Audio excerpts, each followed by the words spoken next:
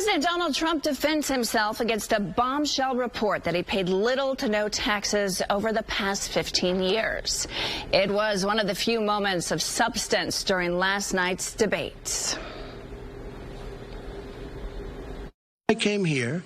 I was a private developer. I was a private business people. Like every other private person, unless they're stupid, they go through the laws, and that's what it is. He passed a tax bill that gave us all these privileges for depreciation and for tax credits. He says he's smart because he can take advantage of the tax code.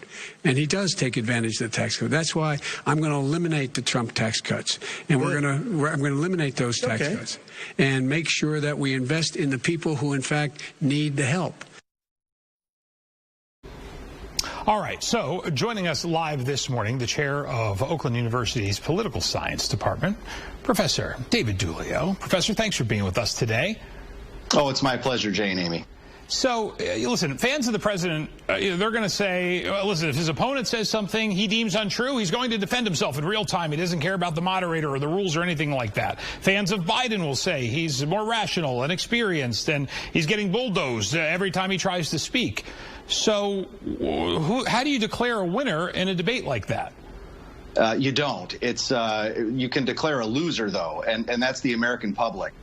You know, they really got very little substance out of last night. They got no real policy positions on that are forward-looking. And I think that's what the public's looking for at this point in time is a reason to vote for somebody rather than vote against the other person. I agree with you. I feel like watching this, and I actually allowed my daughter to stay up and watch a little bit of the first part of it, and it just says a lot about the state of our nation right now, and it's not a very good look. It's not, and there's a very small slice of the public that is still undecided. Most people have made up their mind about Donald Trump, one way or the other. And that small slice of voters, you know, the choice now might be, rather than do I vote for Trump or do I vote for Biden, it might be do I vote at all? Because that kind of display last night is exactly what many Americans tell us is driving them away from politics, not wanting them to engage. How do you, when discussing this with your students, and especially right now, because we're in a year where we've been going through this pandemic, so things are different. And when you think about how people are going to vote this year, I mean, we're hearing so much about mail-in ballots and voting early. The messaging is really heavy right now to get out and vote early, which makes me wonder, are these debates even necessary when people are, you know, on social media almost bragging about the fact that they voted and they're done already? Well, you know, I think the debates are necessary if they are done in a way that is that provides valuable information. Last night certainly wasn't. It was certainly not Lincoln Douglas.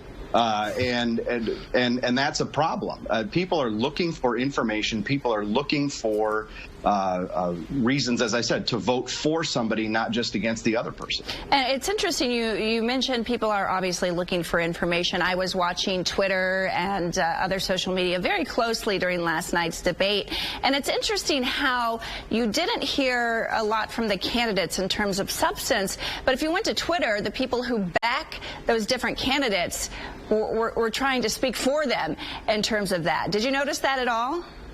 Well, using surrogates or having surrogates be a mouthpiece for the campaign is nothing new. It used to happen after these debates in spin rooms where people jockeyed for position to be on television, be on camera. Now it's done through, as you mentioned, social media. Twitter is on fire last night with both sides. And I think that, you know, in that realm, those surrogates are really still talking to just their supporters. You know, the undecided voters aren't following the debate on Twitter. They're looking for information in other places.